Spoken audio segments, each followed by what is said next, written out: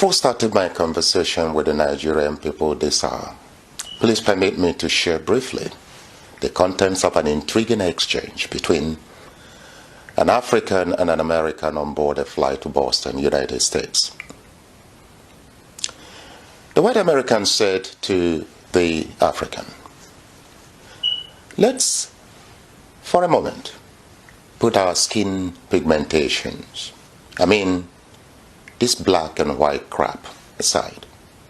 Tell me, my friend, what is the difference between you and me?" Absolutely none, the American responds to his own question. Scientists in the Human Genome Project have proved that you and I are 99.9% the same. All white, Asian, Latino, and black people on this aircraft are the same. And yet I feel superior, he smiled. Every white person on this plane feels superior to a black person. The white guy who picks up garbage, the homeless white trash on drugs, feels superior to you no matter his status or education. That's not a nice thing to say. The African protested, but the American continued anyway. You see, poor and uneducated Africans are the most hardworking people on earth, said the American. I saw them in Lusaka markets and on the street of Nairobi selling merchandise. I saw them in villages toiling away. I saw women crushing stones to sell, and I wept. I said to myself, where are the African intellectuals? Are the African engineers so insensitive they cannot invent a simple stone crusher or a simple water filter to purify well water for those poor villagers? Or sort out the drainage system to make biogas or reverse purification systems? Oh, are you telling me that after 37 years or more of independence, your university school of engineering has not produced a scientist or an engineer who can make simple small machines for mass usage? And you fly into Boston with me, and all of you Africans in the diaspora are just as lazy and apathetic to their country. You are here calling yourselves graduates, researchers, and scientists, and fast at articulating your credentials once asked. I'm a PhD, I'm a doctor, and so forth and so on. Look, as long as you are dependent on my plane, I shall feel superior, and you, my friend, shall remain inferior. How about that? The African wept. Well, you who is watching me now, are you shocked, moved, or indifferent over this true story? Let me tell you. It is a persistent observation in Scripture that God seldom uses foreigners to liberate a nation or people in captivity. And it has never been with more than one person each time he decides to do so. Look, most times the liberation comes from a capable, concerned, and chosen citizen domiciled in a foreign land, a distance away from the country and people in bondage. Now, this principle or code is firmly active and verifiable in the present-day economic and leadership transformations of Singapore, Israel, Malaysia, Qatar, Russia, Dubai, and some African countries. Now, the reason is simple. Endemically corrupt and massively mismanaged nations and citizens in bondage like ours, yes, cannot be liberated by the same inhabitants or politicians infested with the same evil that holds the country and people bound. It is a proven fact. You check it yourself. Therefore, Nigeria cannot be an exception to this universal code for successful national liberation, freedom, peace, and prosperity. Meaning, Nigeria can never be successfully and swiftly liberated by the crop of recycled, non-value-adding, jobless, and endemically corrupt politicians on parade today in our country. No matter the origin, color, or name of the coalition they hide under. So don't be deceived. Don't be deceived. Be alert. Now, my fellow citizen, my name is Isreal, Nonyrem Davidson, a senior academic at the Newcastle Business School in the United Kingdom, one of the top 1% business schools in Europe.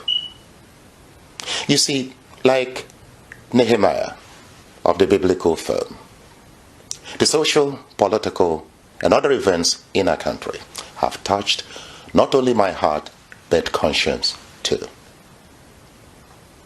The whole world is in shock over the turn of events in our country. These have far-reaching implications, particularly in conditioning the world's view of Nigerians and the black race in general.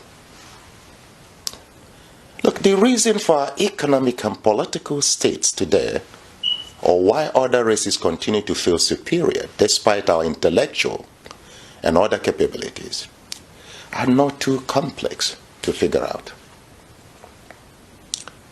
For example, recently, Associate Professor Chono raised major concerns about the makeup of the Nigerian political arena and leadership. I quote, "In Nigeria, it is easier for dropouts, the incompetent, inexperienced, corrupt, and men of illegitimate and unmerited wealth to secure government appointments and political power." Unquote. Consequently, our politicians are acutely sick, S-I-C, meaning selfish, incompetent, and corrupt. A cocktail of these three evils delivers nothing but a failed state, a failed state. Now watch this.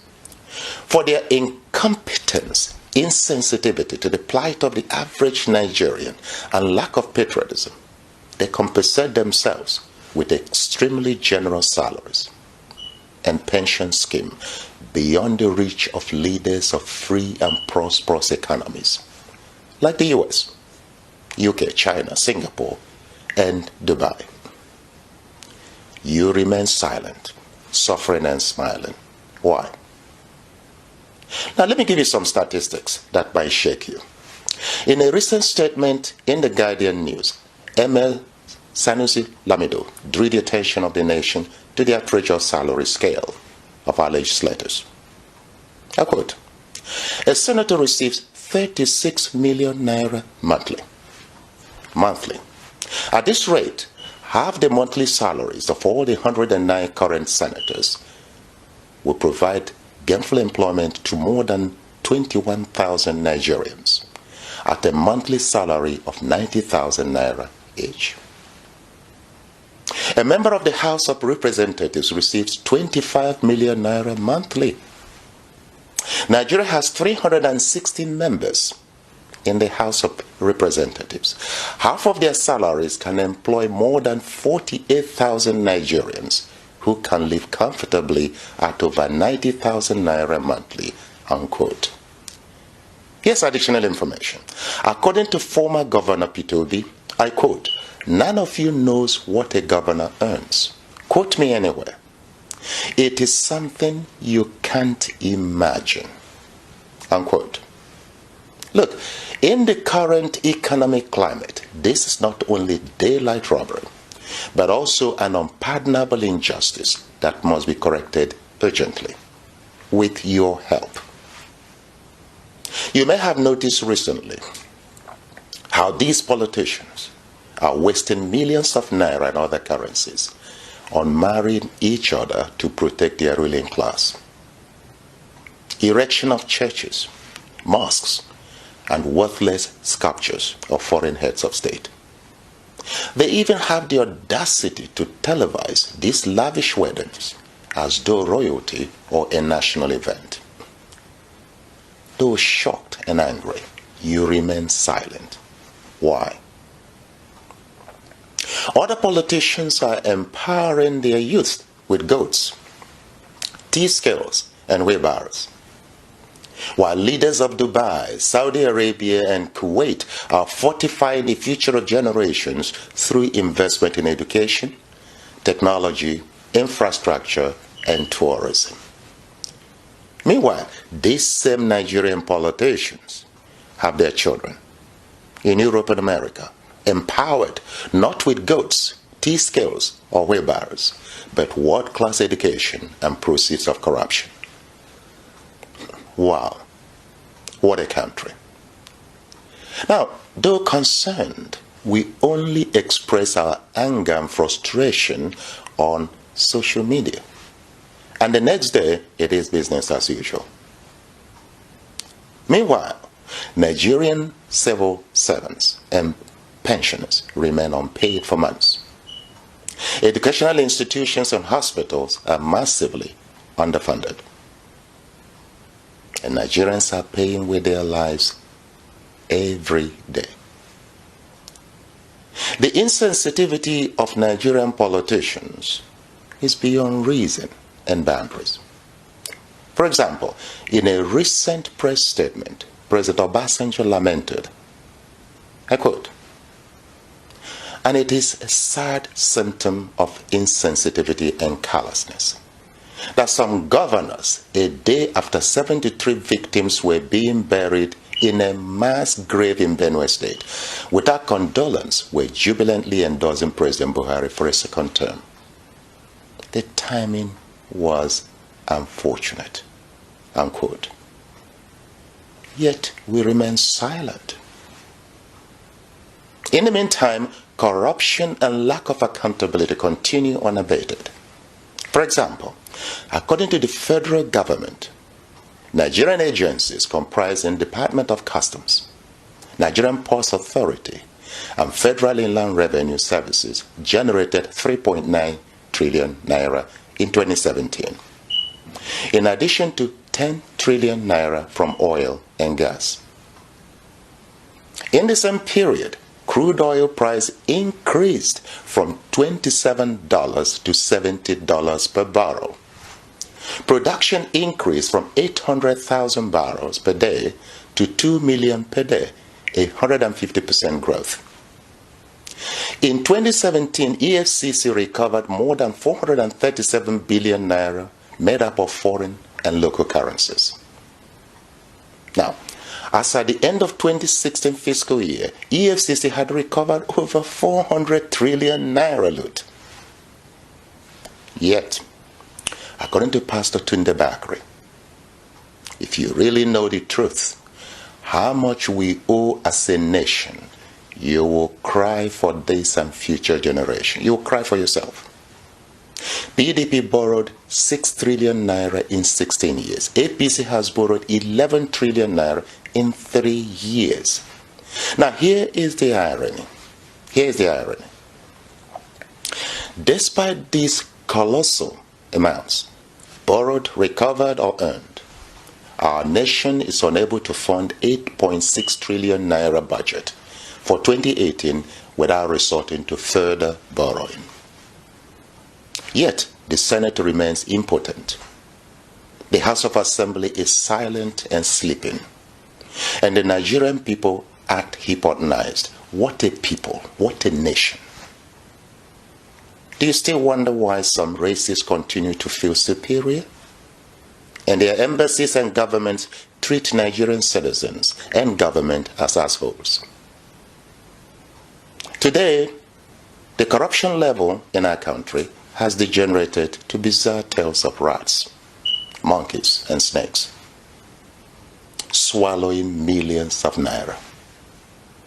You have grass-cutting fraud in millions of naira, award of billions of dollar contracts without due process, and warehousing of money in different countries at different locations, all with no deterring penalties. We remain silent and instead prefer to flood foreign embassies with visa applications for access to their homeland. Why? Why? According to the latest World Bank report, Nigeria suffers from persistent acute poverty and now ranks as one of the poorest countries in the world. Our nation is under delivering prosperity to its citizens due to SIC, selfishness, incompetence, and corruption at all levels. At all levels. We all have a share of the blame for these breeds of insensitive, clueless, selfish, corrupt, tribalistic, and unpatriotic politicians. Shame on you. Shame on all of us. Shame on all of you in Nigeria. George Orwell once said, I quote, "Any people that elect corrupt politicians, impostors, thieves, and traitors are not victims but accomplices." Indeed so. Indeed so. Today, you and I are reaping the benefits of our short-sighted electoral decisions and therefore not a victim but an accomplice. There are other voices of concern about the state of our country. I quote, "While we are building the biggest churches, mosques, the Indians, South Africans, Chinese, Europeans, and Americans have taken over our key markets: telecoms, satellite TV, banking, oil and gas, aviation, shopping malls, and hospitality. Ironically, despite our exploits in religions, we are a people with little godliness. It is rare to do business with a Nigerian, be they pastor, deacon, imam, alhaji, or alhaja, without the person laying landmines of bribes and deceptions on your path," unquote. We import petroleum that we have in abundance, rice and beans that our land can yield in commercial quantities, and even toothpick that primary school children can produce with little or no effort. We remain a nation that flouts wealth and wallows in ostentation at a time our children are trooping to Ghana, South Africa, and the UK for university education. And our sick people are running to India and UK for treatment, including Mr. President. On the question of injustice and marginalization across our country, the facts are hidden and account in part for security issues today, particularly in the north. While Southern indigenes have a legitimate claim of marginalization, may I also draw your attention to the silent reality in the north. It is important you're aware of this. Our northern citizens are perhaps the most marginalized and misinformed of all groups in Nigeria by their own elites. Now listen to this. Vanguard 11, March 2014 states, I quote, "Northern politicians and military leaders have been the bane of the North and Nigeria. They have grown fat at the expense of the poor. They deliberately kept the Northerners poor, uneducated, ill-informed, and preferring to feed them from the crumbs falling from their table," unquote. So you see, the youth of the North are indoctrinated to serve the needs of the elite, conditioned with half-baked education that leaves them disadvantaged beyond the federal civil service system, and brainwashed with ideologies that keep them blind of developments, progress, and peace in Saudi Arabia, Dubai, and Kuwait, the heart of Islam. Look, we must liberate the youths of the North to their full potential. If Nigeria is to witness a rebirth of the fortunes and historical landmarks of the region and achieve the status of a united and progressive country.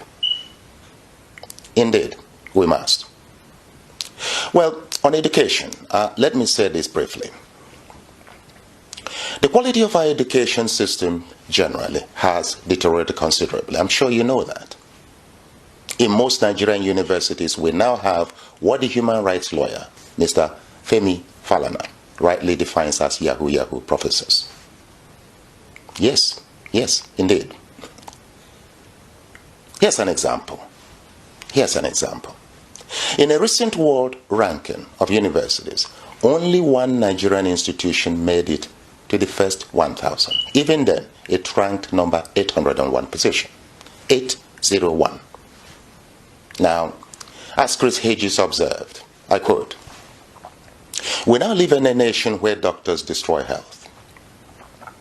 Lawyers and judges destroy justice. Universities destroy knowledge. Governments destroy freedom. The press destroys information. Religion destroys morals. And our banks destroy the economy." Unquote. Fellow Nigerian, these hallmarks of corruption, injustice, mediocrity, and marginalization must be addressed sooner rather than later. Well, that's not all. That's not all. That is not all. As of today, human life is no longer sacred in our country. In fact, the life of a Fulani cow is valued more than the life of citizens by our government and occultism. Indeed so. Indeed so, yes. Now, fellow countrymen and women, we need to take action. We need to work hard. We need to unite. We need to reprogram the mindset of our nation, redefine and communicate what constitutes hard work, merit, quality, world-class performance, and wealth in our country. We need to rehabilitate our country's image, increase national productivity and wealth, and improve standard of living and security for all, North and South. It is important. We must restructure this nation to make it locally and internationally competitive, make it function better, more productive, more united, and economically, technologically, and militarily stronger. Enough is enough. Now, as Charlie Boy put it, our mumu don't do. We must reclaim our country. The handwriting is now on the wall. We must all agree now that a new era of hope is possible. Our time to reclaim this country is now. Now and now. Thank you.